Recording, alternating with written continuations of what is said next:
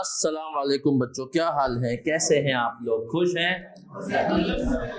चले सर, आज की क्लास की इब्तिदा करते हैं और इब्तिदा करते हुए क्या कहेंगे? हम इब्तिदा करते हुए एक काम करेंगे सर, हम अब तक जो पढ़ा था उसको रिवाइज करेंगे और फिर आगे बढ़ेंगे। हमने पढ़ा था कि सर IAS 16 का नाम है प्रॉपर्टी प्लांट एंड इक्विपमेंट। क्या चीजें होती हैं? वो टेंजिबल एसेट होते हैं, वो टेंजिबल जिनको देख और छू सकते हैं, एसेट्स होते हैं जो 1 साल से ज्यादा बेनिफिट दें और 4 पर्पजेस के लिए यूज हो। कितने पर्पजेस के लिए? सर वो 4 पर्पजेस कौन कौन से, जल्दी बता देते हैं। हमने कहा पहला purpose selling and distribution, production, administration और चौथा रेंटल्स। फिर हम आगे बढ़े थे और हमने पढ़ा था sir property plant and equipment की कॉस्ट में कितनी चीजें आती हैं? पहली चीज परचेज प्राइस, जिसपे खरीदा है उस पे माइनस करते हैं क्या? Trade discount. ट्रेड डिस्काउंट की 2 किस्में होती हैं, कौन कौन सी? बार्गेन परचेज और बल्क परचेज। बार्गेन परचेज 20 रुपए के आलू आपने 15 रुपए किलो में ले लिए, और बल्क परचेज 20 रुपए के आलू लेकिन 2 किलो लिए तो उसने खुद कितने के कर दिए? 30 रुपए के। सर एक तरह का डिस्काउंट कॉस्ट को इंपैक्ट नहीं करता, वो कौन सा डिस्काउंट होता है? Cash discount. फिर मैं और आगे बढ़ा था, क्या पढ़ा था मैंने? हमने कहा sir directly attributable cost. Directly attributable cost क्या होती है, जल्दी बताएं। वो जो कि यूजेबल कंडीशन में लाने के लिए लाजमी हो। सर फिर हम और आगे बढ़े थे, तीसरी चीज क्या थी? Dismantling cost. इंस्टॉलेशन का अपोजिट, आपने एसेट को लिया, इंस्टॉल किया, लेकिन अब कुछ साल के बाद आप डिसमेंटल भी करेंगे, उखाड़ेंगे एसिड को, जमीन को लेवल करेंगे, सब कुछ बराबर करेंगे। उस कॉस्ट को क्या कहते हैं? Dismantling cost. और सर ये जो डिसमेंटलिंग कॉस्ट होती है, ये क्या करना है हमें? हमें कहा डिसमेंटलिंग कॉस्ट भी कैपिटलाइज होगी, मतलब एसिड की कॉस्ट में ऐड होगी। अब आए सर, अब हम आगे बढ़ेंगे और आज डिसमेंटलिंग कॉस्ट की अकाउंटिंग को थोड़ा सा अच्छे से और समझेंगे। सही है सर? आ जाएं तो डिसमेंटलिंग कॉस्ट की अकाउंटिंग पे अब हम आ रहे हैं नौजवानों।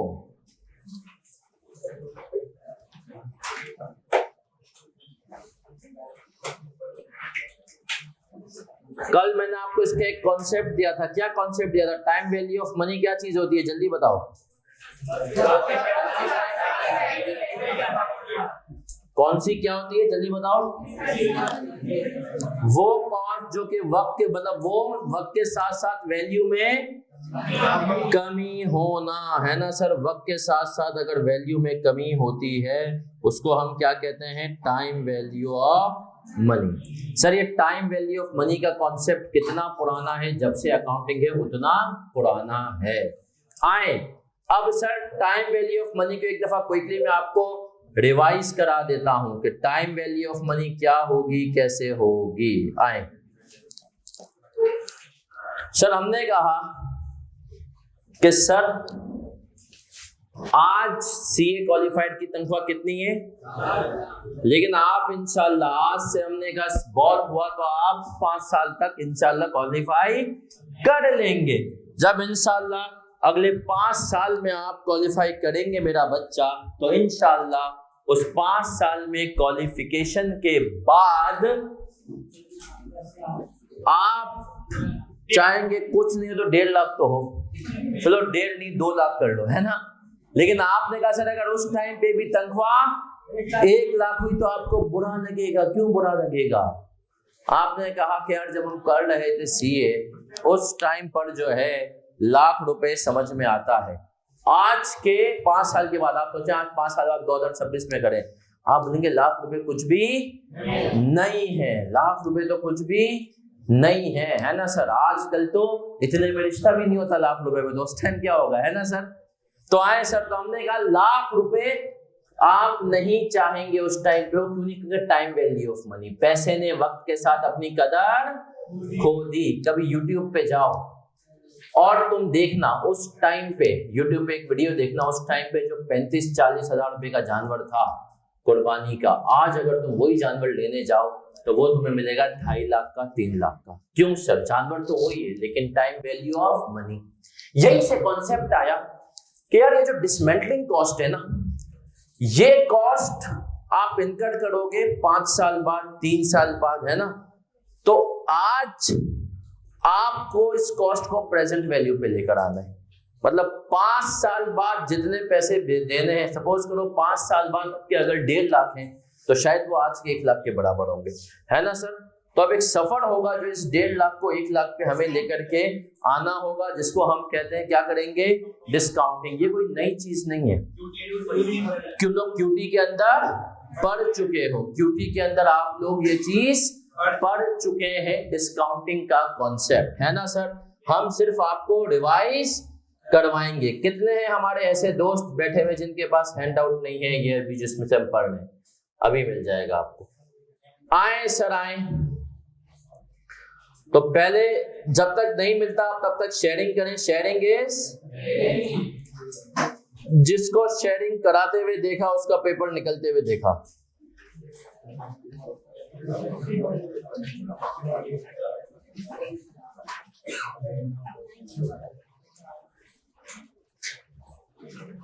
आ जाए मेरे नौजवानों, ये सर बेसिक्स करना है IAS 16 की, और बेसिक्स की अभी आखिरी क्लास है। क्वेश्चन नंबर 8 पे आ जाएं। क्वेश्चन नंबर 8 पे आएंगे। ICAP का FAR 2 का सवाल है। आप लोग अभी FAR 1 में हैं, FAR 2 में ये सवाल 10 नंबर का आया था, ये करेंगे।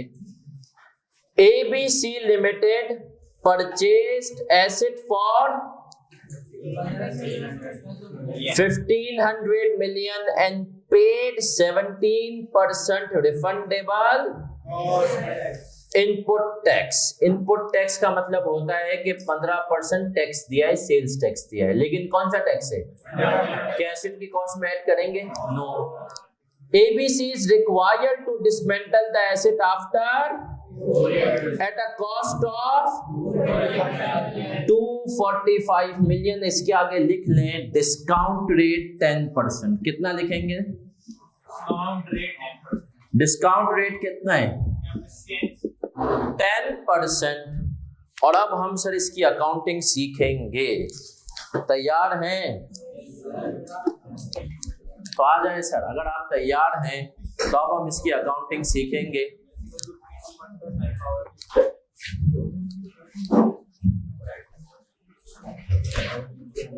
आज की क्लास के ये 3 लर्निंग आउटकम्स थे, पहले पे अभी हम हैं सर।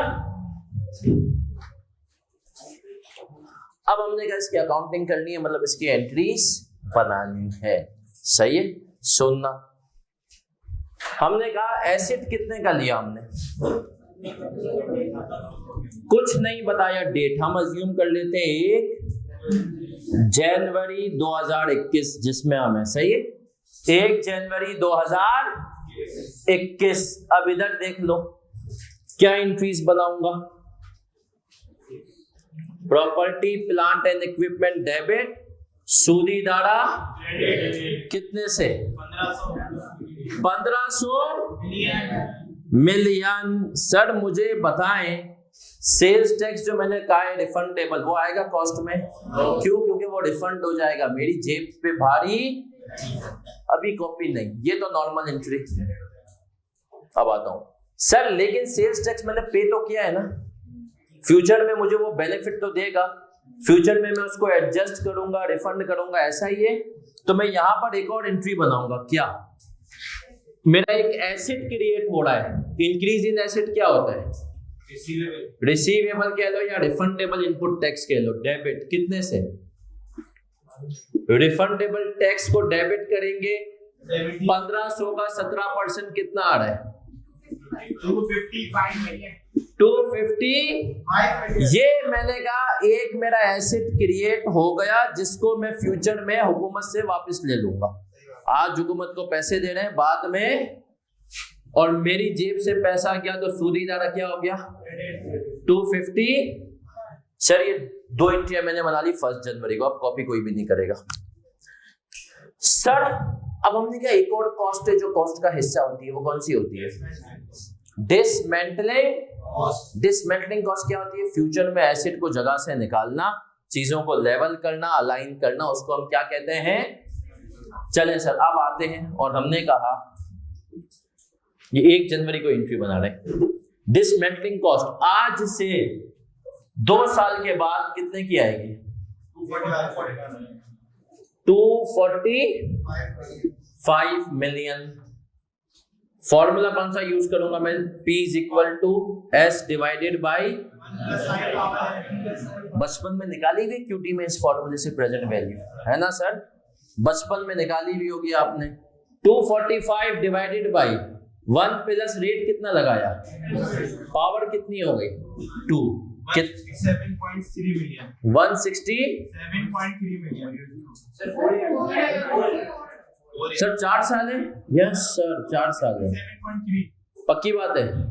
167.3 मिलियन। अभी कॉपी कोई नहीं करेगा, पूरी एंट्री समझाऊंगा आपको, क्लियर हो जाएगा, सिर्फ समझना है।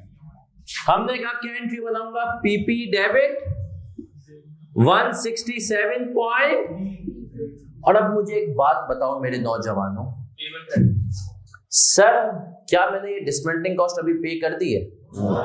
कब पे करूंगा? 4 साल के बाद। जब मैं इसको 4 साल के बाद पे करूंगा तो मैंने कहा कि सर आज इसके लिए हमें अकाउंटिंग ने, ये है लाइबिलिटी, ये हमने एसेट में डाला, अकाउंटिंग ने नाम दिया प्रोविजन फॉर, पूरा लिख देता हूं, प्रोविजन फॉर डिसमेंटलिंग। ये नाम किसने दिया है? IAS ने सर, हमने खुद से पीपी डेबिट क्या, प्रोविजन फॉर डिसमेंटलिंग क्रेडिट कर लिया। क्या यहां तक हम सब क्लियर है? नहीं सर, नाम लाइबिलिटी का नाम दिया है डिसमेंटलिंग के नाम से, ताकि शेयर होल्डर्स को पता चले जब वो देखे अकाउंट्स बैलेंस शीट कि डिसमेंटलिंग की लाइबिलिटी है, नॉर्मल लाइबिलिटी नहीं है। नॉर्मल लाइबिलिटी पेबल होती है, इसको हम क्या कहते हैं? अभी कॉपी कोई नहीं करेगा।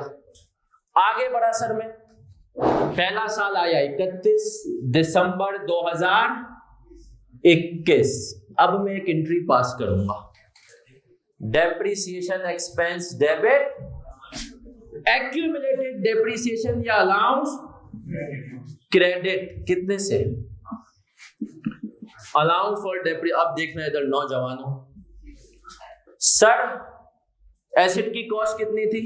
पहले तुमने एसिड को कितने से डेबिट किया, मजीद कितने से किया? 1500 प्लस 167.3 डिवाइडेड बाय लाइफ कितनी है? सर कैसे पता 4 साल है?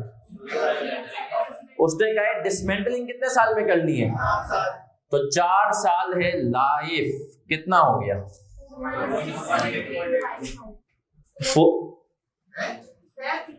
15 साल प्लस 167 डिवाइड बाई 4, 416.82। हमने कहा सर 4 साल के ऊपर मशीन खत्म होगी, पहले साल हमने खत्म कर दी, कितने से खत्म की? 416.82। अभी भी कॉपी कोई नहीं करेगा। अब सुनना सर, इस दिन एक और एंट्री पास करेंगे। क्या एंट्री पास करेंगे सर इस दिन हम लोग? हमने कहा सर इस दिन जो एक और एंट्री पास होगी वो ये होगी, सब इधर देखेंगे। सर हमने आज ये लाइबिलिटी रिकॉर्ड कितने पे की है? अल्टीमेटली पे कितने से करनी है? 240। तो सर इस लाइबिलिटी को हमें 167.3 से 245 पे लेके आना है। दूसरे अल्फाज में बताऊं तो ये कह रहा है कि ये वो लाइबिलिटी है जो आज 167.3 की है आज की टर्म्स में, लेकिन अगर तुम 4 साल के बाद देखो तो ये 167.3 किसके बराबर होंगे? 245 के। तो अब सुनना, कॉपी नहीं। एक कॉन्सेप्ट होता है अकाउंटिंग में, अनवाइंडिंग ऑफ इंटरेस्ट। 167.3 के हमें किस पे लेकर आना है? 240। हम एक एंट्री बनाएंगे, interest expense debit provision for dismantling credit कितने से? एक्सपेंस बढ़ा डेबिट, लाइबिलिटी बढ़ी क्रेडिट, कितने से? 167.3 का 10%, 16 सर ये जरा क्या क्या आपने बताओ, इसको यूं समझो, हमें कह रहा है तुम्हारी लाइबिलिटी 167.3 की थी, तुम्हें इसको पे कर देना चाहिए था, तुमने नहीं किया, तो इसके ऊपर 1 साल का इंटरेस्ट बुक कर लो। अब इस एंट्री की वजह से क्या हुआ सर? इस एंट्री की वजह से हुआ कि लाइबिलिटी हमारी बढ़ गई होगी, है ना सर? 167.3 से लाइबिलिटी सर कितनी हो गई होगी? अगर मैं ईयर 1 के एंड पे 2021 के एंड पे लाइबिलिटी को देखूं तो बच्चों कितनी हुई होगी? 84.03। हमने कहा सर 167.3 प्लस 16.73 184.03। अभी कॉपी कोई नहीं करेगा, हम आगे बढ़ेंगे। सर अगले साल आऊंगा, डेप्रिसिएशन की एंट्री इतने से ही पास होगी, है ना सर? पीपी कितने पे रिकॉर्ड किया हुआ है मैंने? 1500 प्लस 167 तो क्या हर साल डेप्रिसिएशन इतने से ही पास होगी entry? Yes sir. 2000 straight line method है तो मैं ये कर सकता हूं। 2022 में भी यही होगी, 23 में भी यही होगी और 24 में भी। ये मैं आपको समझाने के लिए कर रहा हूं, पेपर में ये आपने नहीं करना, समझ रहे हैं? मेरे पास बोर्ड पे जगह कम है, ये कॉन्सेप्ट देना, इसीलिए मैंने एक ही एंट्री बनाई और ऊपर ईयर चेंज कर लिए। आपने पेपर में ये कर सकते थे सर, मेरा दिल चाहे मैं कर सकता हूं अपनी रिस्क पे। देखो मैंने सीए में ना बड़े रिस्क लिए, मैंने सीए में बहुत सारे रिस्क लिए। अभी सर मुनीर के साथ आप एक सवाल करेंगे टैक्स का, वो टैक्स का जो सवाल होगा ना उसके अंदर पता है क्या करेंगे आप लोग? टैक्स कंप्यूट करेंगे, टैक्स लायबिलिटी ना, उसमें बीच में एक भी फिगर गलत हुई ना तो फिर से आपको सारा काम करना पड़ेगा। लेकिन मैंने कहा ना मैं जिंदगी में थोड़ा सा रिस्क लेने वाला बच्चा था, मैंने रिस्क लिया। मैंने क्या रिस्क लिया? पेपर में गलती हो गई, पेपर में मैंने टैक्स लायबिलिटी कंप्यूट कर रहा हूँ, एंड में एक फिगर आती थी, बीच में एक अमाउंट गलत ले लिया। मैं कहा उसको सही करूंगा, फिर आगे टैक्स रेट को मल्टीप्लाई करना पड़ेगा, पूरे सवाल पे इम्पैक्ट आएगा, 10 मिनट गए। और मैंने कहा प्रेशर अलग होगा, पहला सवाल कर रहा था, मैंने स्टेरिक बनाया, जो चीज फिगर गलत थी, और स्टेरिक को नीचे एक्सप्लेन किया, और ये आईकेप के पेपर में लिखा था, I have identified that I have taken this wrong, correct amount is this, but I am not correcting it because I am running short of time। सही है, ये लिख दिया और मैं आगे बढ़ गया। आप सोचे एक फिगर मैंने गलत ले ली कंप्यूटेशन में, उसकी वजह से पूरा आंसर गलत हुआ, बट भाई का कॉन्फिडेंस देखो, भाई ने कहा वही टाइम, अच्छा ये बात देखो, ये मैंने लिख दिया, लेकिन ये दोस्त मनुष्य होते, गलती ये कि मैंने बाहर निकल के दोस्तों को ये कहानी बता दी। बोला तो ये तूने सवाल कौन सा कर रहा था? मैंने कहा पहले नंबर पे सवाल किया था। बोला यार तू पहले सवाल में कह रहा है तेरे पास टाइम नहीं है, तू गया। अब वो 3 मतलब जब तक रिजल्ट आया 2 महीने बड़े खतरनाक थे, बट पास हो गया, सही है। तो वहां से कॉन्फिडेंस आया, मैंने कहा ये बंदा इंटर की तरह नहीं है हमारा कि जो है अल्लाह माफ करे अजीब तरीके से चेक कर दे, है ना सर? बच्चा मेहनत कर रहा है, उसके 50% आ रहे, नहीं मेहनत कर रहा उसके 70 आ गए। हमने कहा ये इंटर वाला आदमी नहीं है, ये चीजें सही करता है।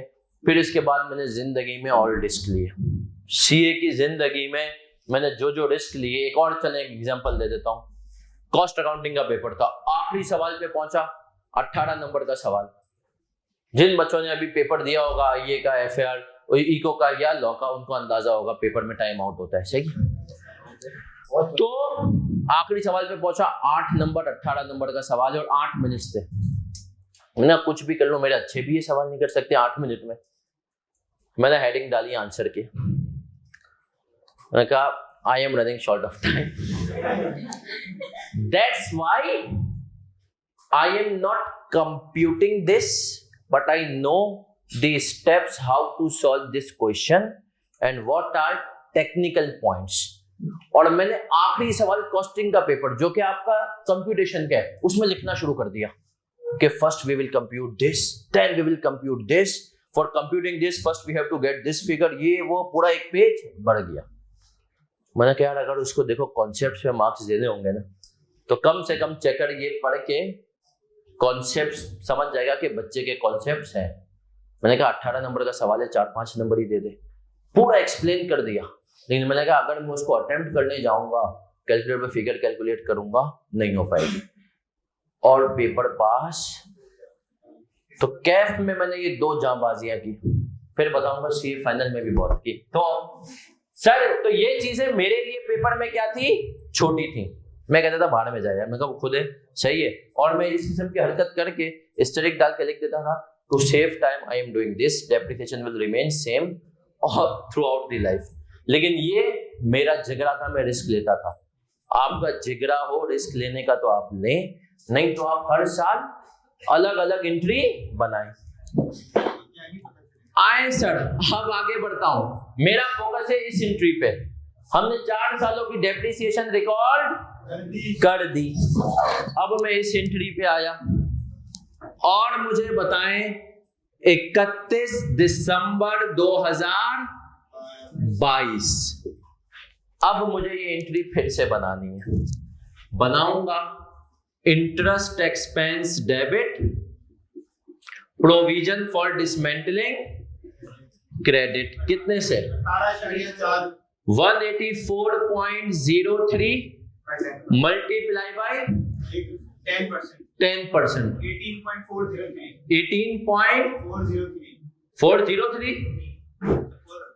18.4 कर देते हैं। चले सर फिर आए ये एंट्री मैंने बनाई 31 दिसंबर, तो इसका मतलब है 2022 के एंड में लायबिलिटी कितने की हो गई थी, 184.03 प्लस 18.4, टोटल कितना हो गया भाई 202. मानते हो इस बात को?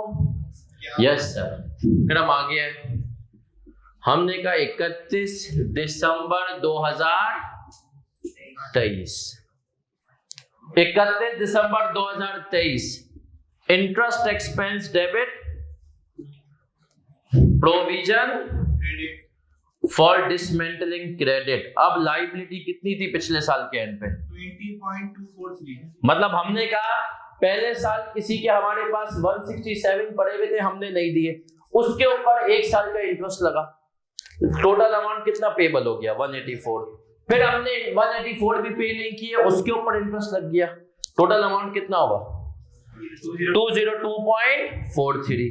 अब हमने कहा 202.43 का निकालो 10%, 20.24 कर दें या सिर्फ 24?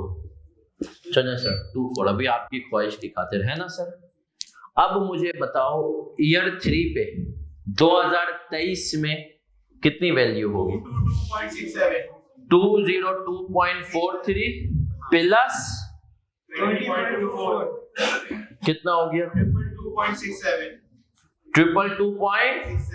अब आ गए आखिरी साल 31 दिसंबर 2024, interest expense debit, provision credit कितने से 22.67। हमने कहा सर 222 मल्टीप्लाई बाय, तो हमने कहा 22.267 कर दें। अब अगर सर आप सबको टोटल करेंगे ना तो ये अप्रोक्सीमेटली बनेगा 245। हमने कहा इधर देख लें लास्ट टाइम लायबिलिटी कितनी की थी 2024 के एंड पे, अब हम आए तो हमने कहा लायबिलिटी हो गई थी 222.67। अगर आप इसमें प्लस करें तो टोटल कितना हो जाएगा 244. चलिए सर हमने कहा 6 पैसे का फर्क आ रहा है, ऐसा ही है, तो तकरीबन 245 हो गया। तो हमने कहा सर अब लायबिलिटी 245 पे आ गई चौथे साल के एंड पे, अब तुम्हें डिसमेंटलिंग करनी है, कर दो, लायबिलिटी को खत्म करो। लायबिलिटी क्या हो जाएगी प्रोविजन फॉर डिसमेंटलिंग करोगे, बैंक को क्या कर दोगे 245। फिर से समझा रहा हूं सर, डिसमेंटलिंग की अकाउंटिंग बहुत आसान है। क्या करना है तुम्हें सर डिस्काउंटिंग करनी है, जो प्रेजेंट वैल्यू आए उसको एसेट की कॉस्ट में डाल देना है। इस प्रेजेंट वैल्यू के बाद आपने कहा एसेट की कॉस्ट में गई, लाइबिलिटी रिकॉर्ड हो गई। अब लाइबिलिटी तुमने कहा आज हमने रिकॉर्ड कर ली, आज इनकम हो गई, आज तय हो गया, हमें खर्चा करना है डिसमेंटलिंग का। 4 साल बाद वो खर्चा बनेगा 245 का, आज बनता है 167.3 का। तो हमने कहा आज जो ये 167.3 का खर्चा है, इसको हम क्या करेंगे, इसको हम हर साल अनवाइंड करेंगे। अनवाइंडिंग कहते हैं, हमने कहा पहले साल हमने 10% से अनवाइंडिंग की, 16.73 हुई, लाइबिलिटी बढ़ गई, लाइबिलिटी बढ़ी, फिर अगले साल आए, फिर 10% से की, लाइबिलिटी बढ़ी, फिर 10% से करी, लाइबिलिटी बढ़ी, अल्टीमेटली 167.3 की फिगर को हम कहां लेकर चले गए 245। जब 245 की हुई, हमने डिसमेंटलिंग की, हमने क्या कर दी, इसकी पेमेंट कर दी। सर ये कॉन्सेप्ट होता है क्या, डिसमेंटलिंग कॉस्ट और उसकी अनवाइंडिंग का, डिसमेंटलिंग कॉस्ट और उसकी अनवाइंडिंग का। ये कॉपी कर लें, फिर सीखेंगे कुछ जुगाड़ होते हैं अकाउंटिंग में।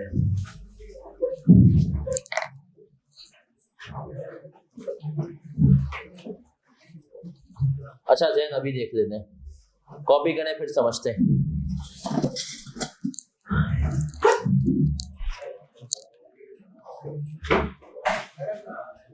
सर प्रॉपर्टी प्लांट इक्विपमेंट में जो सेलिंग एंड डिस्ट्रीब्यूशन में वैन इस्तेमाल होगी, उसमें डिसमेंटलिंग तो नहीं, डिसमेंटलिंग हर एसेट में नहीं आती, यूजुअली प्लांट और मशीनरी में डिसमेंटलिंग होती है।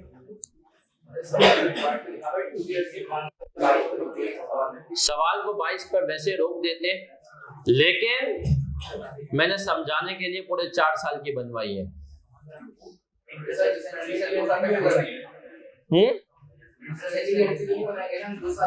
अगर 2 साल में होता तो हम 22 पे रोक देते। कोई सवाल था सर? सवाल की रिक्वायरमेंट 2 साल की थी, हम समझने के लिए रिक्वायरमेंट से ओवर एंड अबव जाएंगे। जी बेटा, क्योंकि सर एंट्री बनाने के पर्पज से कि जब भी रिफंडेबल टैक्स की एंट्री आएगी तो हम एंट्री बनाएंगे कि हमारा एक तरह से एसेट है। आईकेप अपने एग्जामिनर कमेंट्स में उसने सवाल के अंदर FAR 2 का सवाल है 10 नंबर का, तो आईकेप ने उन कमेंट्स के अंदर एक बात कही थी, पता है क्या? आईकेप ने कहा बच्चों ने ये एंट्री नहीं बनाई रिफंडेबल टैक्स की, मार्क्स काटूंगा। उसने कहा जब मैंने जर्नल कहा है ना, तो जितनी एंट्रीज बन रही हो वो बनाओ।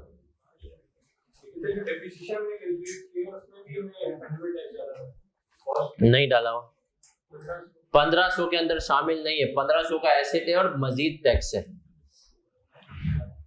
सर हमने जब एंट्री बनाई थी तो हमने बनाई थी पीपी डेबिट 1667.3 और बैंक क्रेडिट पीपी नहीं, पीपी 1500, रिफंडेबल 255 और हमने कहा टोटल अपना बैंक, और फिर दूसरी एंट्री अलग से बनती है, कंबाइंड एंट्री नहीं, ये एंट्री हम हमेशा अलग से बनाएंगे। पीपी की एंट्री अलग बनेगी, इसके मार्क्स अलग होते हैं। जी कोई और सवाल?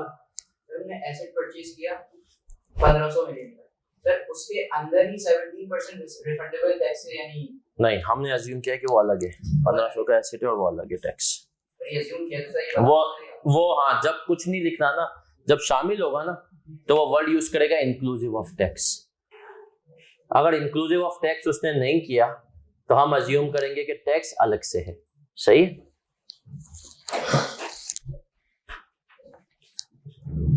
कितने लोगों ने बचपन में पढ़ा हुआ है आईए में? हाँ, अब 6 महीने जो बचपन था आपको सीए का, तुमने वो पेपर पढ़ा है, तुम तारीख में लिखा जाएगा तुम लोग वो लोग हो जिन्होंने एक पेपर पढ़ा तो सही, लेकिन पेपर दिए बगैर पास हो गए, है ना?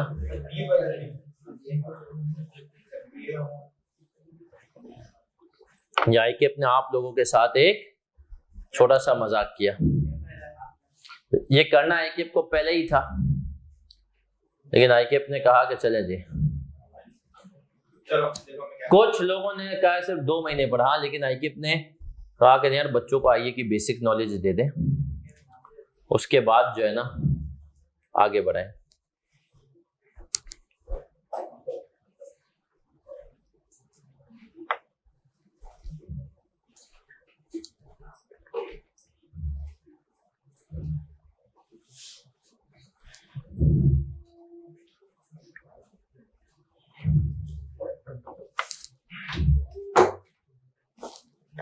आपके बॉस ने, खास बॉस ने देर से क्लास छोड़ी थी, 15 मिनट बाद आइएगा। चले आ जाए। अस्सलाम बच्चों, अब इकरा आ गई हैं। इकरा हमारी केएनएस में बड़ी खास है और ये एक पेपर देखती हैं जिसको हम कहते हैं पीसीएससी, और एफसी भी देख रही होती है। कुछ लोगों का पिछली दफा इनसे 1, 2, 3 में भी वास्ता पढ़ा होगा, है ना सर? तो सर इकरा पीसीएससी की ये आखिरी बैच है, तो जिस बच्चे ने पीसीएससी पास कर लिया, राइटिंग स्किल्स पास कर लिया, उसको जो नया कोर्स आ रहा है पीपीई, वो देने की जरूरत नहीं है। तो इकरा आप बताएं क्या इसका सीन है? पीसीएससी की जो क्लास है वो मंडे को है, 6 to 8 होगी, ठीक है। और ये लास्ट अटेम्प्ट है राइटिंग स्किल्स और प्रेजेंटेशन के पूरे 50 आवर्स कंप्लीट करने की, जिनके 30 आवर्स कंप्लीट हो चुके हैं, 20 रिमेनिंग है। इंग्लिश की क्लास में मंडे ना, सॉरी राइटिंग की क्लास मंडे अनाउंस कर दूंगी कि ये कब से स्टार्ट है, और फिर 20 आवर्स कंप्लीट करने। जिनके पूरे 50 आवर्स कंप्लीट नहीं होंगे उनको एग्जामिनेशन नहीं मिलेगी पीपीई में। तो जो ये सोच रहे हैं कि इंग्लिश एग्जाम है, ऐसा कुछ नहीं है। माइंड की जिनका English writing skill, writing skill exam आप लोग अभी देते हो और रुक जाता है, तो आप लोगों को शायद मार्च के टाइम भी मिल जाए उसको क्लियर करने के लिए, ठीक है। तो इस क्वेश्चन में बता रही है कि देखिए आसान अल्फाज में आईकेप में पहले होता था पीसीएससी राइटिंग स्किल, जो अभी भी लास्ट है।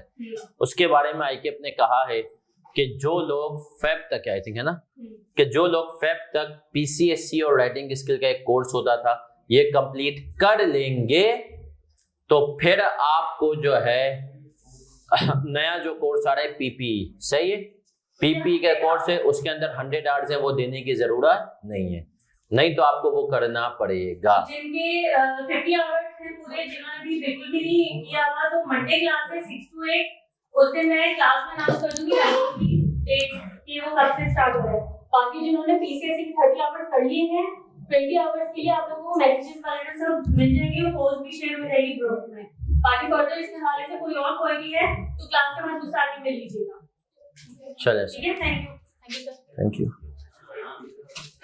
तो भाई 50 घंटे पढ़ के 100 घंटे बचा लो ना, ये बस ये असल लुभाव है, सही है।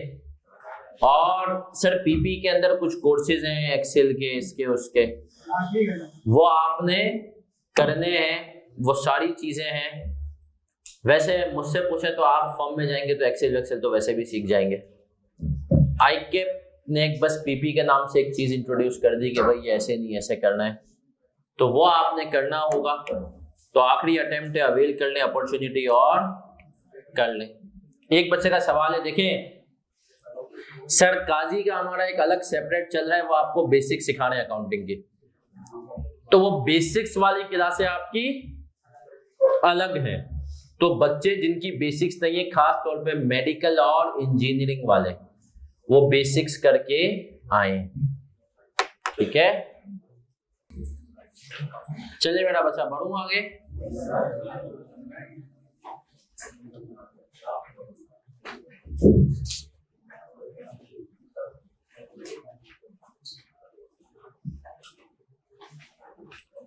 बेटा जो कैफ में है उसको देना जरूरी है अभी, अगर वो दे दे तो। चले सर एक दफा आप लोग कॉपी भी कर देते हैं, फिर से रिवाइज करवा दूं। ये कॉन्सेप्ट क्या है भाई? ये कॉन्सेप्ट है जो तीसरा कंपोनेंट है कॉस्ट का, डिसमेंटलिंग कॉस्ट, उसको आपको एसिड की कॉस्ट में शामिल करना है। हमने कहा ठीक है सर, हमें अगर उसको एसिड की कॉस्ट में शामिल करना है तो हमने कहा उसको एसिड की कॉस्ट में शामिल करने के लिए क्या करेंगे, तो हमें कहा गया कि उसको एसिड की कॉस्ट में शामिल करने के लिए आपने आज प्रेजेंट वैल्यू उसकी निकालनी है। प्रेजेंट वैल्यू कौन से फॉर्मूले से निकालेंगे? नॉर्मल कंपाउंड इंटरेस्ट से। हमने कहा 4 साल बाद एसिड को डिसमेंटल करना, उस टाइम पे 245 की कॉस्ट आएगी। स्टैंडर्ड ने कहा उस टाइम के 245 आज के 167.3 के बराबर है, उसको आप एसिड की कॉस्ट में ऐड करें। हमने कहा ये तो हो गया बेस्ट। फिर क्या करें? फिर स्टैंडर्ड ने हमें कहा कि फिर अगला काम जो आपने करना है कि डिसमेंटलिंग की कॉस्ट को हर साल बढ़ाना है, हर साल बढ़ाना है और 4 साल के एंड पे 245 बना देना है। हमने कहा डिसमेंटलिंग की कॉस्ट एक तरह से लाइबिलिटी है, लायबिलिटी को बढ़ाएंगे, दूसरा इम्पैक्ट कहां जाएगा, स्टैंडर्ड ने का वो आप रिकॉर्ड करोगे इंटरेस्ट के नाम से। किसके नाम से?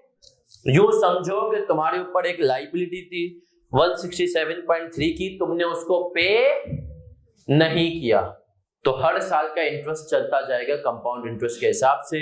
पहले साल का इंटरेस्ट लगा 10%, फिर हमने कहा टोटल वैल्यू 184 की हो गई, उसके ऊपर लगा 10%, टोटल वैल्यू लगने के बाद 18.4 का इंटरेस्ट हुआ, टोटल वैल्यू 202.43 की हो गई, फिर 10% का इंटरेस्ट लगा, टोटल वैल्यू कितनी हो गई 222.67, और एंड में कितनी हो गई 245। हमने क्या, फिर हमारे पास आ गई डिसमेंटलिंग कॉस्ट 245 पे। अब जब हमने डिसमेंटलिंग कर दी तो हमने कहा लायबिलिटी खत्म, उसके अगेंस्ट में एसेट भी चला गया। क्या हम क्लियर है? जैन बेटा आप क्लियर हैं? अब आए सर, अब देखो मैं ना स्मार्ट स्टडी सिखाऊंगा, कुछ जुगाड़ हैं जो मैं आपको अभी से सिखा देता हूं। कुछ लोगों ने सीखे हुए होंगे, कुछ लोगों को नहीं पता होंगे। सर लेट सपोज मैं इस फिगर पे आना चाहता हूं 18.4। अब एक तरीका है कि मैं ये वर्किंग करूं 167.3 लूं, फिर इसमें 16.73 प्लस करूं, 184.03 है, फिर इसको 10% से मल्टीप्लाई करूं 18.4, है ना। एक इस पे आने का आसान तरीका है। आसान तरीका क्या है? फॉर्मूला लिख देता हूं, last year provision multiply by 1 plus rate. अब सुनना, मैं 2022 की बात कर रहा हूं, मुझे 18.4 की फिगर चाहिए। लास्ट ईयर 2021 प्रोविजन कितने की थी? 16.73, ऐसा ही है। Multiply by 1 plus rate, 1 plus 10%। सही है सर? कितना आ रहा है? 18.4। सही है सर? अब आपने इस 18.4 को किया, मल्टीप्लाई कर दो इस 18.4 को 1 प्लस 10% या 1.1 से, तो आप पहुंचोगे 20.24। करो मल्टीप्लाई। ऐसा ही है सर? तो ये छोटे छोटे फॉर्मूले होंगे जिनकी मदद से आप कहां पहुंचेंगे? आसमान पे। तुझे आसमान पे क्यों जाना है भाई? हाय, हम आते हैं, चले सर। अब एक और फॉर्मूला बताऊं जो तुम लोग मुझे उम्मीद है बचपन में पढ़ चुके होंगे। एक सवाल है, उसका जवाब आपने जल्दी से देना है। मुझे बताओ, रिड्यूसिंग बैलेंस मेथड का फॉर्मूला आता है या WDV मेथड का क्या फॉर्मूला होता है? हाँ, ये भूल गए। फॉर्मूला होता है WDV का, cost minus accumulated depreciation multiply by rate. याद है ये फॉर्मूला? है ना सर? ऐसा ही, यही फॉर्मूला होता है। अब एक छोटा सा सवाल देता हूं जिसको आपने अभी करना है, सिर्फ तुम्हारा कॉन्सेप्ट बनाने के लिए। ये सारे जुगाड़ वाली चीजें साथ साथ बताते रहूंगा ताकि पेपर में टाइम बचे। एग्जाम्पल लो, एसिड की कॉस्ट कितनी थी? 100 मिलियन। रेट कितना था? 20%, है ना सर? कॉस्ट कितनी थी? 100 मिलियन। रेट कितना था? मुझे इसकी WDV या जिसको हम कहते हैं कैरिंग अमाउंट आफ्टर 5 इयर्स चाहिए। कैरिंग अमाउंट आफ्टर मतलब जो तुम्हारे पास कॉस्ट है 100 मिलियन की, तुम इसमें से डेप्रिसिएशन माइनस करोगे, पहले साल की डेप्रिसिएशन माइनस करोगे, दूसरे साल की डेप्रिसिएशन माइनस करोगे, तीसरे साल की डेप्रिसिएशन, चौथे साल की, और फिर फाइनली डेप्रिसिएशन 5th ईयर की। तो तुम्हारे पास कौन सी वैल्यू आ जाएगी? Carrying amount. सही है। चले सर, मैं ज्यादा हो गया, 3 साल के बाद की वैल्यू बता दो बस, जल्दी बता दो 3 साल के बाद की वैल्यू। बेटा ये WDV मेथड है, रिटर्न, ये स्ट्रेट लाइन नहीं है। 40 मिलियन 51.2 एक आंसर आया है। दूसरा आंसर 12 पॉइंट क्या था, 12.8 आया है दूसरा आंसर। ओके, सब निकालने यार, आसान है। पहले साल 100 माइनस 0 इंटू रेट कर दो 20। दूसरे साल की डेप्रिसिएशन बताओ, 100 माइनस 20 इंटू 20% 16। तीसरे साल की बताओ 12 पॉइंट। ये कैसे निकाली तुमने? इस 100 माइनस 20 मल्टीप्लाई बाई 20%। ये कैसे निकाली? 100 माइनस 36 2 सालों की डेप्रिसिएशन मल्टीप्लाई बाई 20%, है ना सर? कितना आ गया? 51.8। ऐसा ही है। अब अगर मैं आपको बोलूं 15वें साल की फिगर निकालो, निकाल सकते हो? कैसे?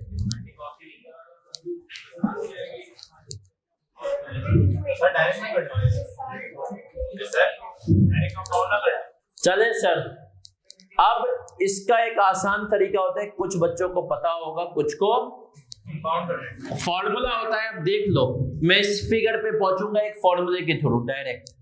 Cost into 1 minus depreciation rate power number of years from acquisition.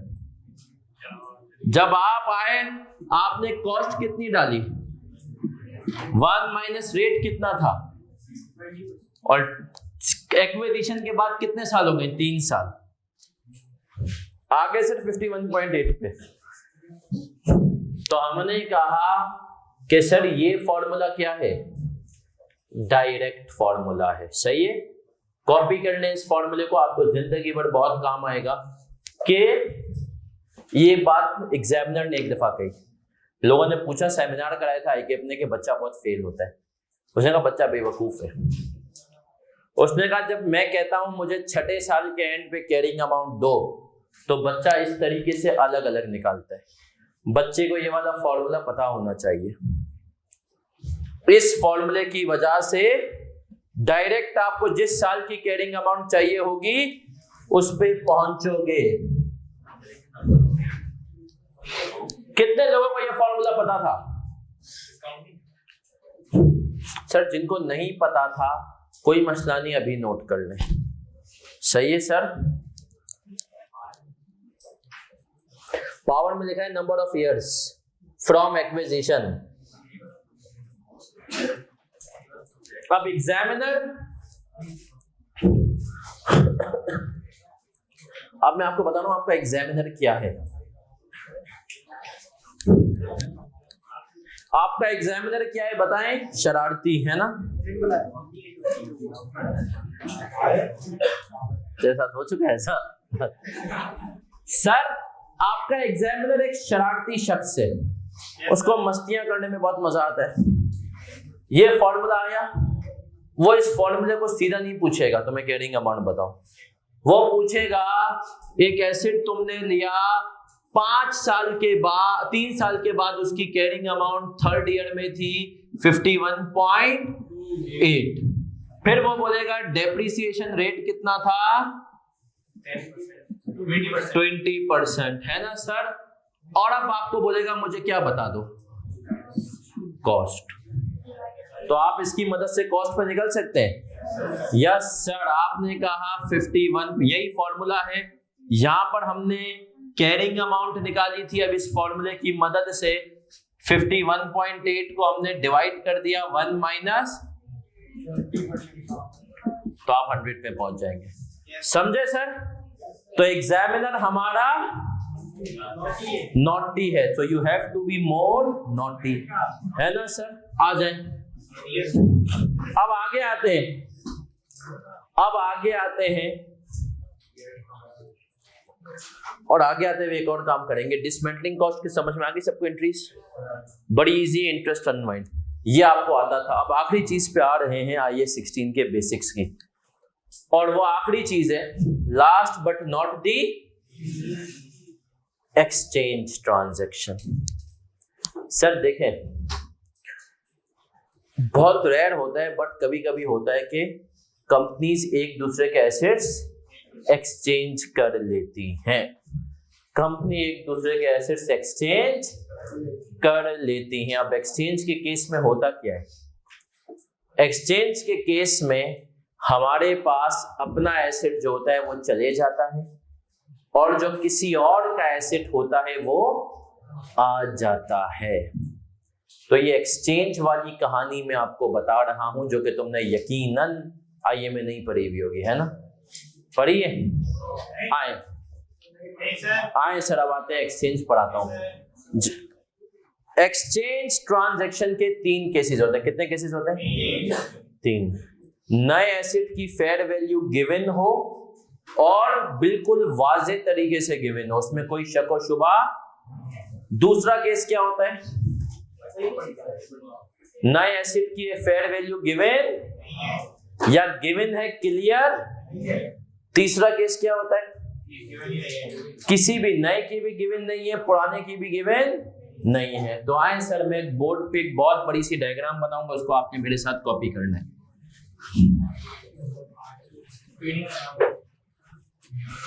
Exchange transaction के नाम से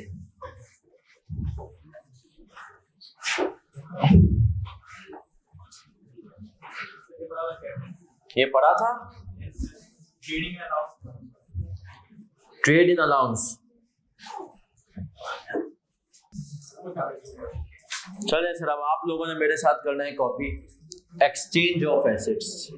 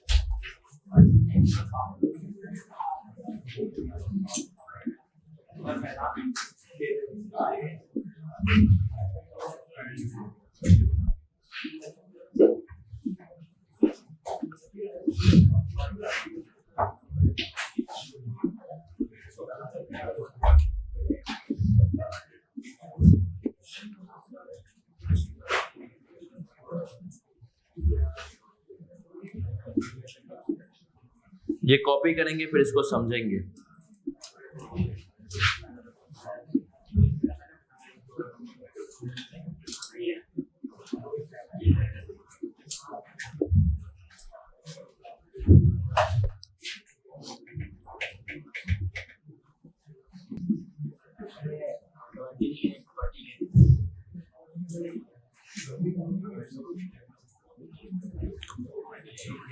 चलें सर, 3 केसेस हैं एक्सचेंज के। कितने केसेस हैं? Case 1, fair value of new asset given and evident. पढ़ रहा हूं, अभी सिर्फ समझाऊंगा। Measure new asset at fair value. Case 2, fair value of new asset not given और not evident, but fair value of old asset is given, major new asset at fair value plus cash paid minus cash received. फिर fair value of none of the asset given, major new asset at book value of old asset plus cash paid minus cash received. अभी इनके सवाल करेंगे, समझ में आ जाएगा। एक और पॉइंट यहां पे लिख रहे हैं, old asset is always de-recognized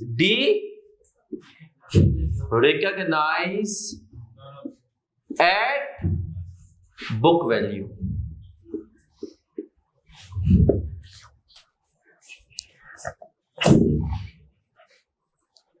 चले सर, आ जाए। 1 मिनट अच्छा 1 मिनट और दे दूं? ये सिर्फ 2 मिनट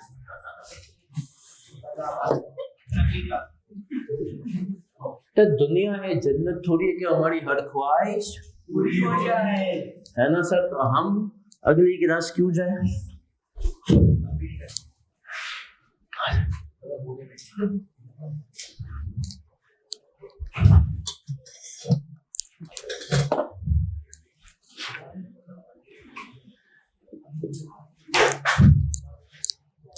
हैंड आउट बताओ फिर से किस किस के पास नहीं है भाई। अब सर अगला जो सवाल है वो आपके पास्ट पेपर का सवाल है और इसको हम 7 करेंगे। क्वेश्चन नंबर 7 पास्ट पेपर का भी सवाल है। ये पुराना वाला सही है, हैंड आउट है, जिनके पास नहीं है उनके लिए है। सबको मिल गया? अभी भी ये खत्म हो गया हैंड आउट?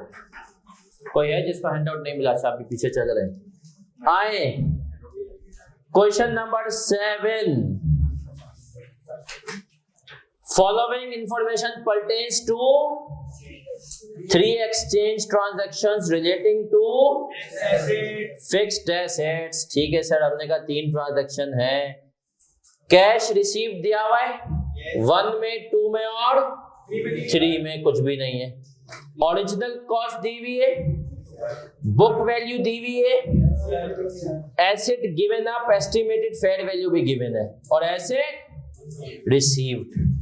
सर अब सुनिएगा, एसेट रिसीव्ड का मतलब हमारे इस चार्ट में क्या है? New asset. मैं लिख भी देता हूं कि asset received is equals to new asset. Asset received is equals to new asset. और एसेट गिवन अप का मतलब क्या है? एसेट गिवन अप का मतलब है ओल्ड एसेट। ठीक है सर। अब सुनना, हमारे पास जब भी सवाल पड़े एक्सचेंज का, हमें देखना है तीनों में से कौन सा केस है। ये मुश्किल काम है आइडेंटिफाई करना। देखो अगर वो नए एसेट की वैल्यू दे रहा है और उसके साथ ये कह रहा है कि वो एविडेंट है। एविडेंट का मतलब क्या होता है? बिल्कुल वाज़ेह, क्लियर कट, कोरॉबोरेट हो जाए। कोरॉबोरेट का मतलब क्या होता है? कोई और भी वेरीफाई कर दे। सही है। जैसे क्या नाम है भाई तेरा? फैजान। भाई हमने कहा फैजान अच्छा लड़का है, मुझे इसके दोस्त ने कहा, लेकिन ये दोस्त नया बना है। जो इसके पुराने दोस्त AFC वाले वो इसको अच्छा, मैं अगर उनसे जाके पूछो भाई फैजान कैसा लड़का, बोलेंगे सर बेकार आदमी है। तो ये इंफॉर्मेशन कोरॉबोरेट नहीं हुई। हमने कहा सर कोरॉबोरेट का मतलब क्या है? कि लोग वेरीफाई कर दें। तो हमने कहा fair value of new asset given and evident. इसका मतलब ये है कि नए एसेट की फेयर वैल्यू गिवन भी हो और एविडेंट भी हो। जब तक वर्ड एविडेंट क्लियरली आइडेंटिफाइबल नहीं होगा, फेयर वैल्यू हमें गिवन होगी तो भी हम क्या कहेंगे? ये वाला केस है। सही है सर। क्या कहा मैंने? फिर रिपीट कर रहा हूं। जब तक क्लियरली ना कह दे कि नए एसेट की फेयर वैल्यू एविडेंट है, हम क्या अज्यूम करेंगे? केस 2 है। सही है सर। तो हमने कहा अब आएंगे क्वेश्चन नंबर 7 पे, इसी अजम्पशन के साथ पढ़ेंगे। आ जाएं। क्या कह रहा है? खामोशी। हमने कहा in case of transaction 1 fair value of both assets are reliably, additional information पढ़ रहा हूं, 2 in case of transaction 2 fair value of the assets received is clearly. तो सर मुझे बताएं ये जो केस 1 है जिसपे 1 लिखा हुआ है, ये हमारे चार्ट के हिसाब से कौन सा केस है? सेकंड। क्योंकि जो केस नंबर 2 है उसके साथ क्या कह रहा है? नॉट एविडेंट, कि ये एविडेंट वाला है, कह दिया उसने। यहां पर नहीं कह रहा, तो केस 2 है। अब केस 2 पे आ रहे हैं। पहला पॉइंट, उसका मेजरमेंट रूल क्या है? आपको नए एसिड को किस पे मेजर करना है? Eight fair value of old acid. लिख लें इसके आगे ओल्ड एसिड। नए एसिड को किस पे मेजर करना है? Fair value of old asset plus cash paid minus cash received, fair value of old asset plus cash paid minus cash, ये याद रखना है, ये जो सबसे इंपॉर्टेंट रूल है। अब आए सर मैं इसकी एंट्री अगर बना रहा हूं, मेरे पास नया एसेट आ रहा है, ऐसा ही है। नया एसेट कितने पे आएगा? मैं न्यू एसेट को करूंगा डेबिट, है ना सर? कितने पे? Old asset fair value plus cash paid, rule क्या है? Fair value of old asset plus cash paid, plus cash paid, और अगर कैश रिसीव है तो वो क्या करूंगा? माइनस। अब सुनना, लॉजिकली भी एक्सप्लेन करूंगा मेरा बच्चा, घबराना बिल्कुल नहीं है, टेक्निकल चीजें लेकिन समझ में आ जाएगी, कोई मसला नहीं होगा। हमने कहा हमारा एसेट जो जा रहा है उसकी फेयर वैल्यू कितनी है केस 1 में? 8.5। उसकी फेयर वैल्यू कितनी है? 8.5।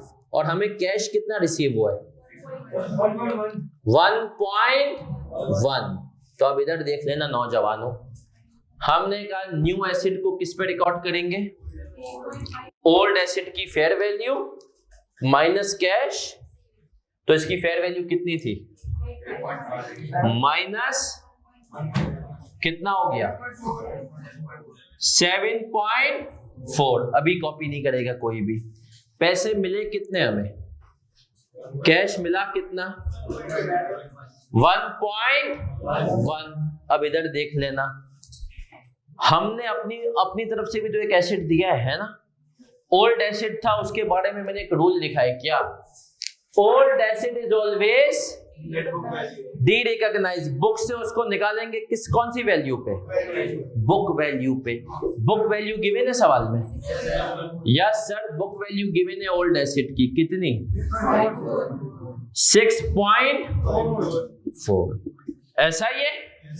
तो अब सुनना सबकी तवज्जो, अपना 6.4 का मैंने एसेट दिया, उसके बदले में कैश मिला 1.1, 7.4 का एसेट मिला, टोटल 8.5 की चीजें मिली। किसके बदले में? तो जो चीज इजाफी मिली वो मेरा फायदा हो गया। इस फायदे को हम क्या कहेंगे? गेन। कितना हो गया? 2.1। समझे सर? ये नया एसेट 7.4 का, कैश कितना? Gain old asset. क्या हम क्लियर क्रिस्टल हैं? पक्की बात है। कॉपी कर ले एंट्री और दूसरा खुद से ट्राई करें। ये कॉपी करेंगे, कोई भी मसला हो मेरा प्यारा बच्चा फौरन बताएं। एक बार रिपीट कर दें, फौरन से पूछना है मसला हो तो। हाँ नहीं सर, देखें हमें रूल बताया गया। क्या रूल बताया गया हमें? कि आप अपना एक एसेट दे रहे हैं, दूसरे का एसेट ले रहे हैं। जो दूसरे का एसेट ले रहे हैं उसको किस वैल्यू पे रिकॉर्ड करें, ये एक मसला है। हमने कहा अभी देख लेते हैं। सर जो दूसरे का एक एसेट हम ले रहे हैं उसको किस वैल्यू पे रिकॉर्ड करें, उसके लिए ये 3 केसेस हैं। हमने कहा इस सवाल में हम अभी पहले नंबर पे, जो सवाल का पहला नंबर 1 है, वो ये वाला केस है कि fair value of new asset not given और नॉट एविडेंट। क्योंकि इसने दूसरे केस के अंदर इस सवाल में हमें कह दिया एविडेंट है, मतलब पहले के अंदर एविडेंट नहीं है। तो अब हमने कहा लेकिन ओल्ड एसेट की फेयर वैल्यू गिवन है। तब हमने कहा सर यहां पर हम न्यू एसेट को किस पे मेजर करेंगे? Measure new asset at fair value of old asset. उसमें कैश पे किया है तो प्लस करो, रिसीव हुआ है तो माइनस। तो हमने कहा सर न्यू एसेट को किस पे मेजर करेंगे? पुराना जो एसेट है उसकी देखो सवाल के लिहाज से फेयर वैल्यू कितनी गिवन है, उसमें से माइनस कर दो कैश, तो ये हो गया 7.4। बाकी कैश कितना आ गया हमारे पास? 7.4 का नया एसेट आया, 1.1 का कैश आया। पुराना एसेट कितने का गया? तो रिमेनिंग क्या आ गया? 2.1 का गेन। क्या हम क्लियर हैं? पक्की बात है जी। केस 1 में eight fair value of new asset. यहां पर तो अगर उसकी वैल्यू निकल सकती है तो हम न्यू एसेट को उसकी फेयर वैल्यू पे करेंगे जी। यूज नहीं हुआ। इसने कहा आप यूं समझो कि आपका जो नया एसेट है ना वो आपको 7.4 का मिला है। टोटल उसने आपको एक अपना 7.4 का एसेट दिया है, कैश अलग से दिया है 1.1, तो टोटल हो गया आपको 8.5 का बेनिफिट हुआ है। मतलब जो टोटल एसेट है वो 8.5 का आप अपना दे रहे हो, उस 8.5 के बदले में आप फेयर वैल्यू, जिसकी हमारा एसेट दे रहे हो उसकी फेयर वैल्यू कितनी 8.5 है, तो उसके बदले में आपको नया एसेट भी 8.5 का आ रहा है। लेकिन आप यूं अज्यूम करो कैश 1.1 का आ रहा है, 7.4 का नया एसेट आ रहा है। हाँ, टोटल 8.5 ही होगी। ये जो टोटल वैल्यू होगी ना वो पुराने एसेट की फेयर वैल्यू होगी। पुराना एसेट अपनी बुक से किस पे जाएगा, कैरिंग अमाउंट पे।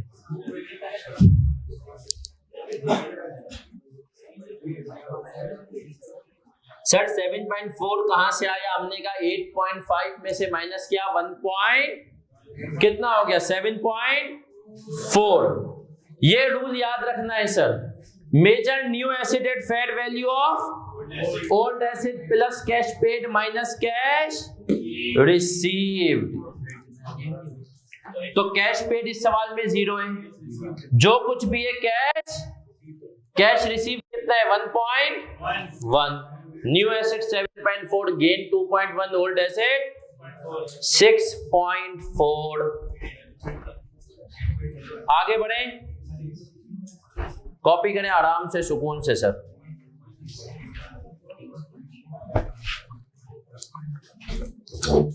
एक बच्चा कह रहा है 0.4 का लॉस है इन केस 2, सही कह रहा है, पक्की बात है। बोला है केस 2 में सर 0.4 का लॉस है।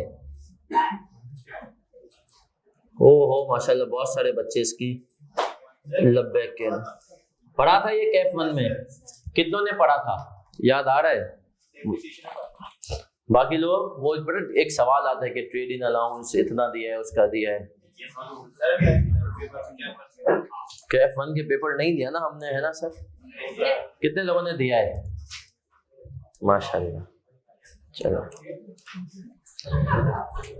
कितने लोगों ने सिर्फ प्रैक्टिस की नीयत से दिया है कि भाई प्रैक्टिस हो जाए। आई कैप की है ना, सवाल कैसे आते हैं। आए सर आए, मैंने अपनी वीडियोस में ना जिस बच्चे को प्रैक्टिस करनी हो ना और जिसका लॉ का पेपर ना हो वो देते। कितने लोगों का लॉ का पेपर है अभी, जिसको तुम लोग लॉ का पेपर भी देके आए हो? तुम लोगों ने सारी जो है ना जोर लॉ पे लगा दिया था, ऐसा आ जाए। अच्छा किया।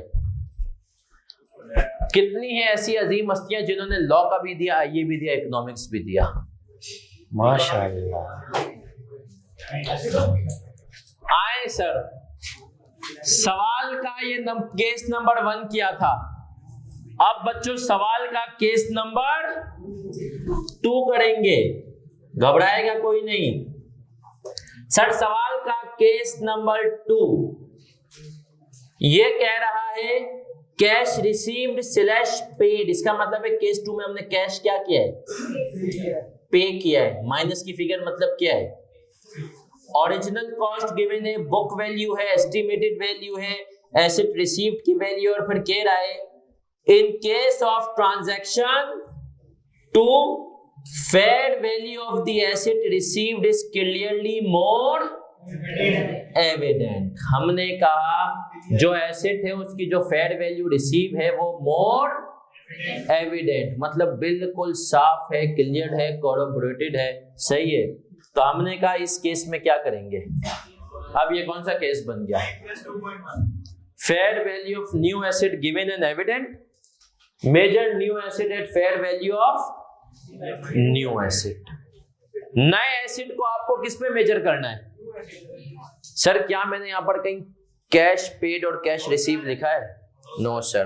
अब आए सर दूसरे वाले की एंट्री बना रहे हैं, यहां पर बना देते हैं, आ जाए दूसरे की एंट्री।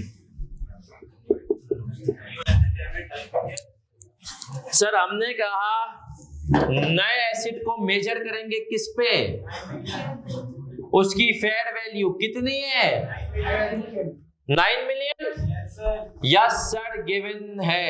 अब रूल याद रखना, हमने कैश पे किया है ना, कैश हमारी जेब से गया कितना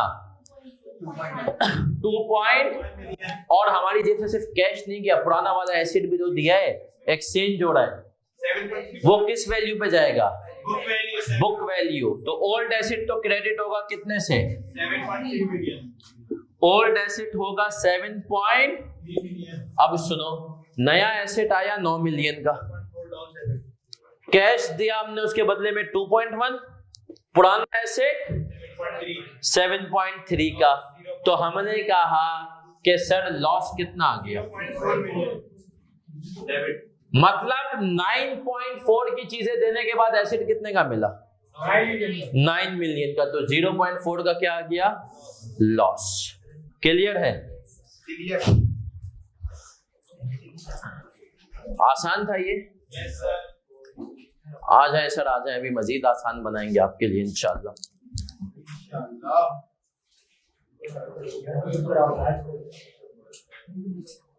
आए सर आए, थर्ड केस पे आ जाए। रिकॉर्डेड वाले बच्चे जो रिकॉर्डिंग सुनेंगे वो हैंडआउट से देखेंगे, हैंडआउट्स आप मेरे नंबर से भी ले सकते हैं, सही है, और ताकि हम आपको व्हाट्सएप ग्रुप में भी ऐड कर दें। आ जाए, नमाज ब्रेक की, बट अब क्लास ऑफ करने हैं बस हम थोड़ी देर में। आखिरी केस है, फिर नमाज पढ़ते हैं। हमने कहा in case of transaction 3 fair value of neither asset is reliably, इसने कहा फेयर वैल्यू किसी की भी मेजरेबल, कौन सा केस है, गिवन या आप कह दें मेजरेबल, बात देखिए। तो इसमें हमने कहा क्या सीन है sir, measure new asset at book value of old asset plus cash paid minus, चलिए सर मुझे इसकी एंट्री बनाएं, फिर बताएं कितना गेन लॉस आ रहा है, बताएं कितना, फिर भी करने नहीं बाकियों को। गेन आ रहा है, लॉस कुछ भी नहीं है, ना कैश रिसीव्ड है ना कैश पेड है। सर इधर देख लें, केस 3 पे आ रहा हूं सर। केस 3 में क्या होगा, हमें कहा गया कि नए एसिड को आप किस पे रखेंगे, book value of plus cash paid minus. तो क्या यहां पर कोई कैश पेमेंट है, कैश रिसीव्ड है, नहीं, ना दोनों की फेयर वैल्यू निकल सकती है। तो क्या एंट्री बनाएंगे, new asset debit old asset कितने से, हमने कहा कितने की थी 3.4।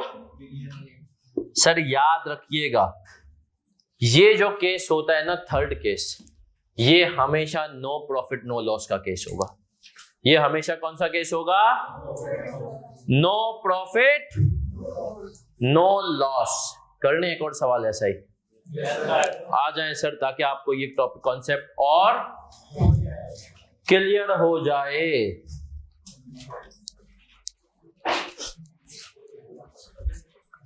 जी नहीं होता, अभी देखेंगे, क्यों टेंशन लेते हैं। ये मिटा दो तीनों एंट्रीज, क्योंकि सर मुझे आपकी शक्लें देख के लग रहा है इसकी एक और प्रैक्टिस की जरूरत है।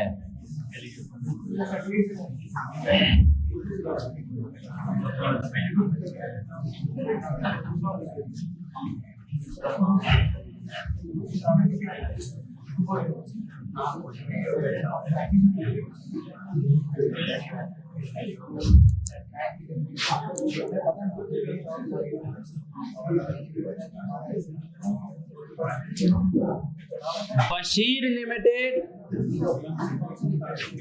entered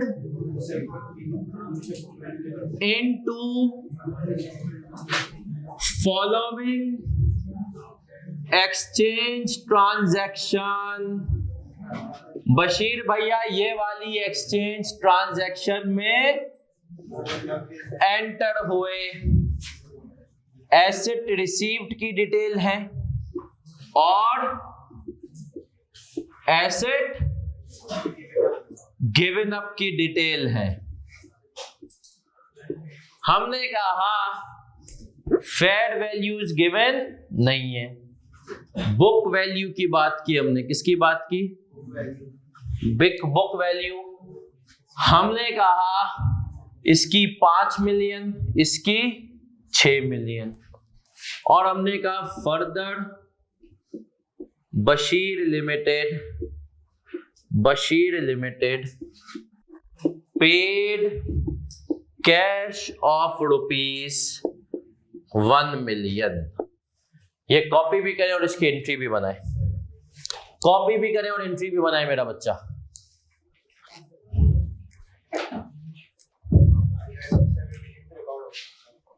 कितने पर रिकॉर्ड होगा? 7 मिलियन। ओके,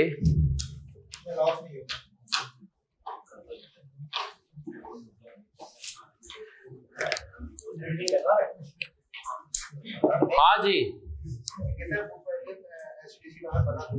आए सर, आ जाए, बताएं कितने पे रिकॉर्ड होगा। पहले तो आइडेंटिफाई करना है केस कौन सा है। सर थर्ड केस है। क्यों सर? किसी की भी fair value given, fair value of none of the asset given. क्या रूल था? Measure new asset at book value of plus cash paid minus. तो हमने कहा न्यू एसेट को डेबिट करेंगे, न्यू एसेट को डेबिट करेंगे कितने से? 7 मिलियन, 6 प्लस 1। ओल्ड एसेट को क्रेडिट करेंगे कितने से? जो उसकी बुक वैल्यू थी 6 है ना सर। न्यू एसेट को रिकॉर्ड करने book value of old asset plus cash paid, और कैश कितना हुआ? 1 मिलियन। तो सर ये थर्ड केस में आया कोई प्रॉफिट या लॉस? No sir. तो याद रखना ये जो थर्ड केस है ना, इसमें कुछ भी हो जाए तुम्हें प्रॉफिट और लॉस, सही है सर। तो याद रखना खुदा किसी किसी को ये कमाल देता है, थर्ड केस में से भी प्रॉफिट या लॉस निकाल देता है।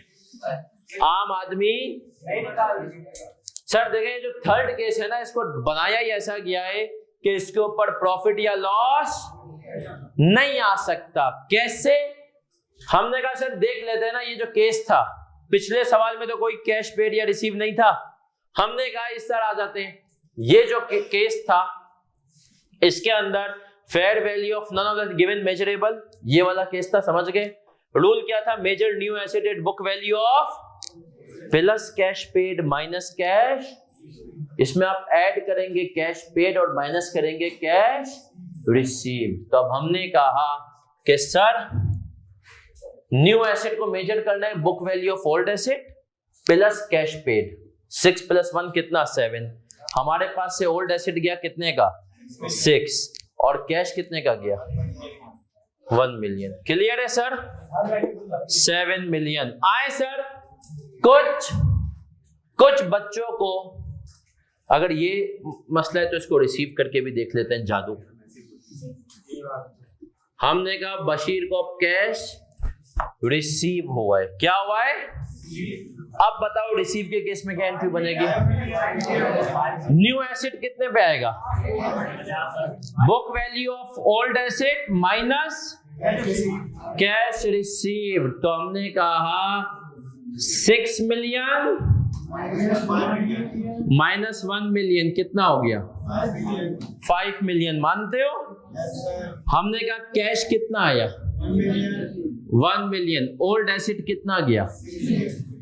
6 मिलियन। तो सर इसका मतलब क्या? ये थर्ड केस जो है ये नो प्रॉफिट नो लॉस। कुछ भी हो जाए ना तुम्हें इसमें प्रॉफिट आ सकता है ना लॉस आ सकता है। क्या हम क्लियर हैं? क्रिस्टल वाले आए सर, इसी को और आगे बढ़ाते ताकि कॉन्सेप्ट आपके क्लियर हो जाए, आ जाए। ये मिटा रहा हूं मैं बशीर भाई को।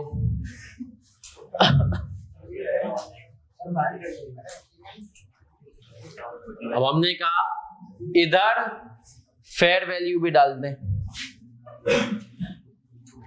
फेयर वैल्यू हमने कहा सर इसकी हमने नहीं डाली और हमने इसकी डाल दी 7 मिलियन। कितनी डाल दी? 7 मिलियन। और एक लाइन भी लिख देते हैं,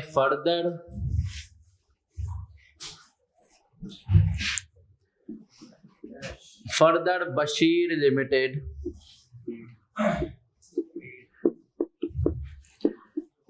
पेड ₹1.5 मिलियन।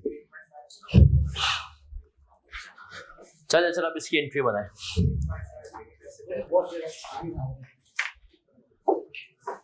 एंट्री बनाएं, सब कॉपी करेंगे, एंट्री बनाएं। गलती से ना डरें सर, रूल याद रखें। सबसे पहला काम सवाल देख के आपको पता करना है कि फर्स्ट केस है, सेकंड है, थर्ड है। जो भी केस हो उसके रूल्स अप्लाई मार दें। मुझे बताइए कौन सा केस है? सेकंड, उसके रूल अप्लाई कर दें।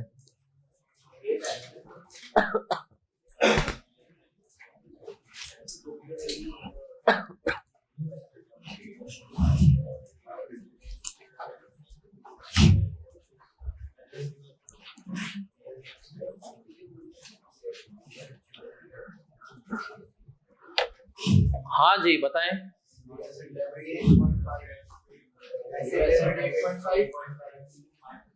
ऑनलाइन वाले बच्चे बताएंगे। ए ऑनलाइन वाले बच्चों,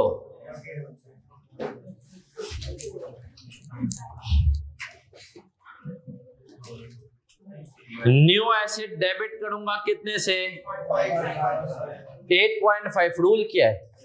major new asset at fair value of. Sir old asset की फेयर वैल्यू कितनी थी? हमने कहा 7 मिलियन। प्लस करेंगे कैश पेड माइनस करेंगे, तो हमने कहा सर कैश पे कितना किया है? तो हमने कहा 7 कितना हो गया? ऐसा ही है। हमारे पास से कैश कितना गया है? 1.5। ऐसा ही है। ओल्ड एसेट कितने वाला गया है? ओल्ड एसेट की बुक वैल्यू कितनी थी? 6 मिलियन का जो हमारी बुक्स में एसेट आ रहा था वो दिया, साथ में 1.5 मिलियन का, और एसेट नया कितने का आ गया? गेन कितना आ गया भाई?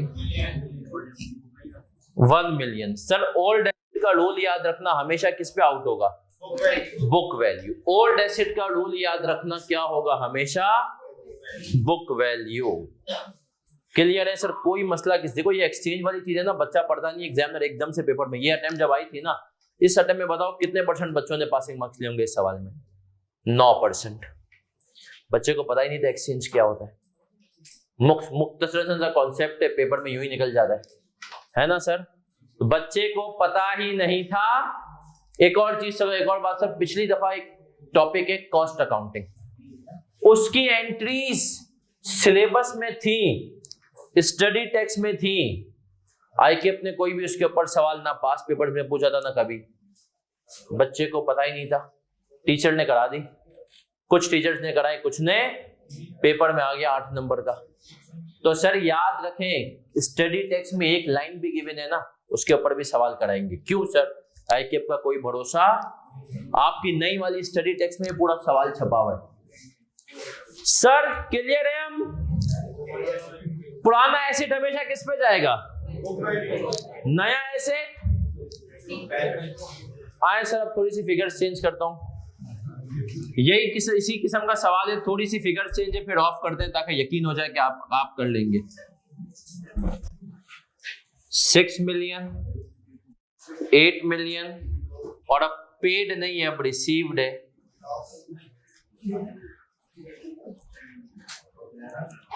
1 मिलियन। चले जी, अब बताएं गेन लॉस कितना है?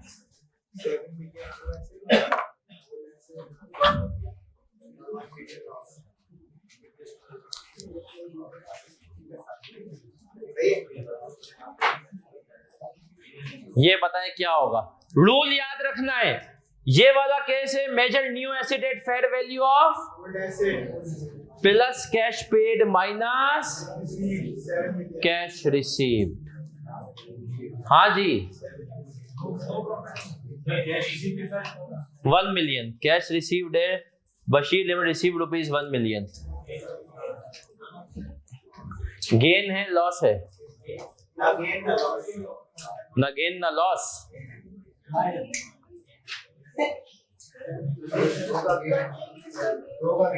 वन का गेन है, 2 का गेन है।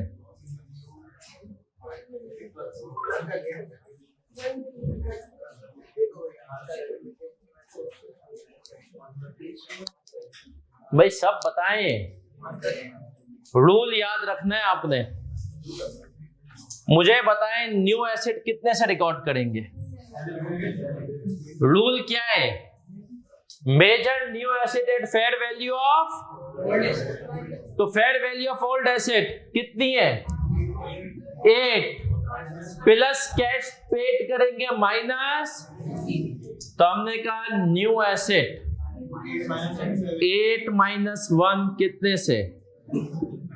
ऐसा ही है सर। क्या मुझे कैश मिला है? कितने का मिला है?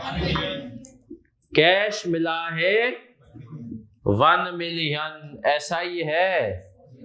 और मेरा पुराना एसेट कितने का था? मैंने कहा ओल्ड एसेट कितने का था?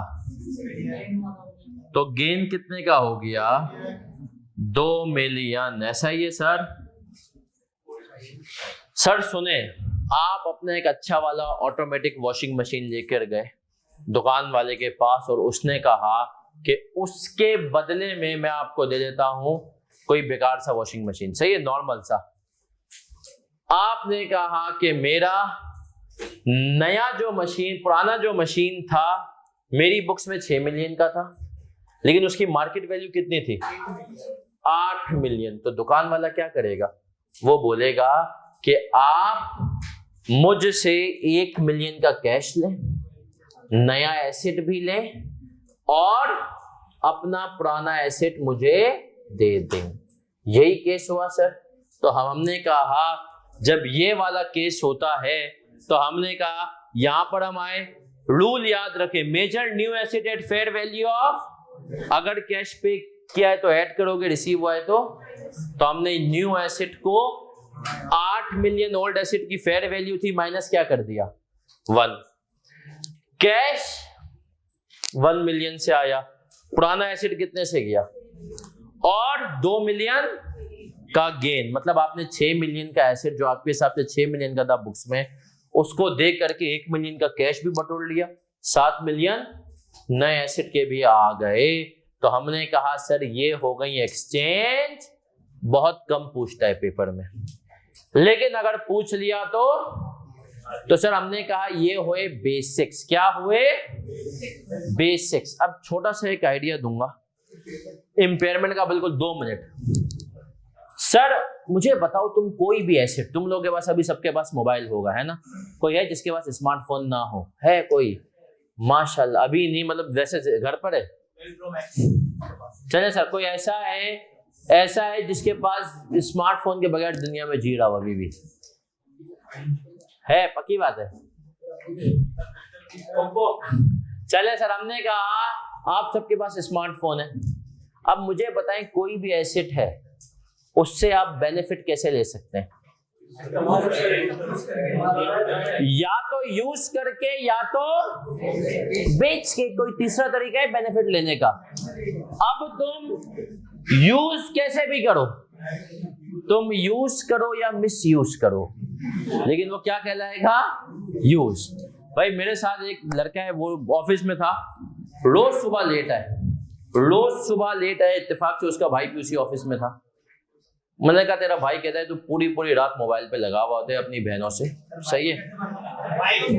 बस भाई तो भाई होता है ना, आपके भाई को आपके सारे सीक्रेट्स पता है, आ जाए। तो भाई, उसके भाई ने कहा भाई तो बोला तू सुबह ही इसलिए लेट हो जाता है। मैंने उसको कहा बेटा तू ये हरकत है, तू पूरी रात मोबाइल पे लगा होता है। उसने कहा सर कसम खुदा की मैं 12 बजे के बाद मोबाइल यूज नहीं करता।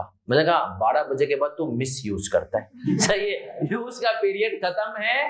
तो सर किसी भी एसेट से आप बेनिफिट कितने तरीके से ले सकते हैं? या तो यूज करके या तो बेच करके। तीसरा कोई तरीका, आपने कहा सर ये केनेस का एसी है, केनेस इस एसेट से एसी से बेनिफिट कितने तरीके से ले सकता है?